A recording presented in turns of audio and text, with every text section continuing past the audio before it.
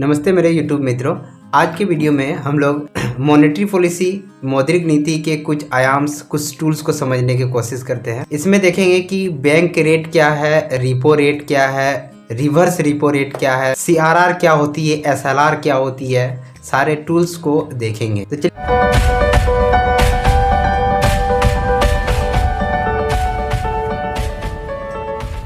शुरू करते हैं। देखिए, मार्केट में अगर मनी की सप्लाई क्या होती है, अधिक होती है तो लोगों के पास मनी आ जाती है। इसके फलस्वरूप लोग वस्तु की डिमांड अधिक करने लगती है। वस्तु की डिमांड अधिक करने से वस्तु की प्राइस भी बढ़ने लगती है। वस्तु की प्राइस बढ़ना ही हम बोलचाल की भाषा में महंगाई कहते हैं। वस्तु की कीमत बढ़ना ही महंगाई कहते हैं और इकोनॉमिक्स में इसे ही इन्फ्लेशन कहा जाता है, मुद्रास्फीति कहा जाता है। इसके विपरीत अगर देखें, मार्केट में मनी की सप्लाई अगर कम हो जाए तो लोगों के पास मनी कम आएगी। लोगों के पास मनी कम आएगी तो वे वस्तु की डिमांड भी कम करेंगे। वस्तु की डिमांड कम करने से वस्तु की प्राइस भी घट जाएगी और वस्तु की कीमतें घट गई।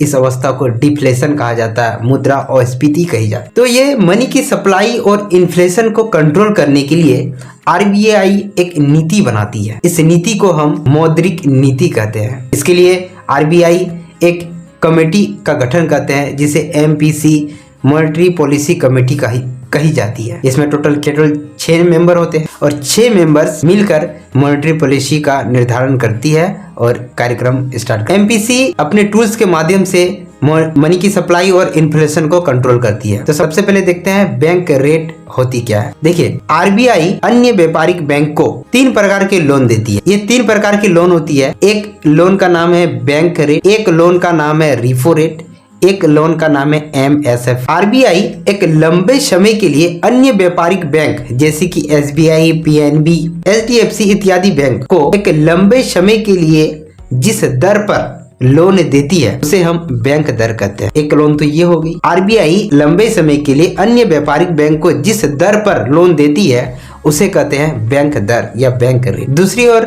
Repo rate. RBI अल्पकालीन समय के लिए अन्य व्यापारिक बैंक को जिस दर पर लोन देती है उसे रिपो रेट कहते हैं, रिपो दर कहते हैं। एक होती है लॉन्ग टर्म के लिए, एक होती है शॉर्ट टर्म के लिए।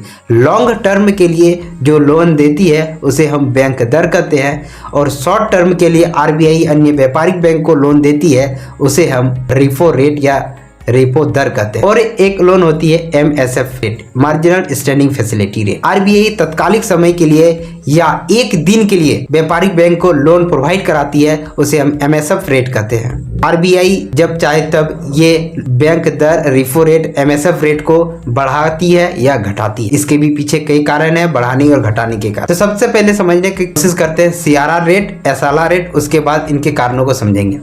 तो CRR क्या होती है? Cash reserve ratio.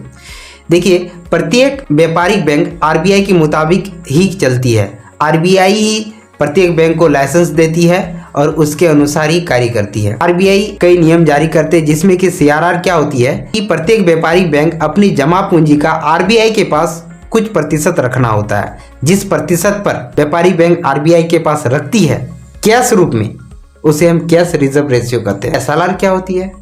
प्रत्येक व्यापारिक बैंक अपने जमा पूंजी का कुछ प्रतिशत अपने ही पास, अपने बैंक के पास ही रखना होता है, उसे हम SLR कहते हैं। ये व्यापारिक बैंक अपने पास या तो कैश रूप में या तो गोल्ड रूप में या अपनी संपत्ति के रूप में रखती है, उसे हम SLR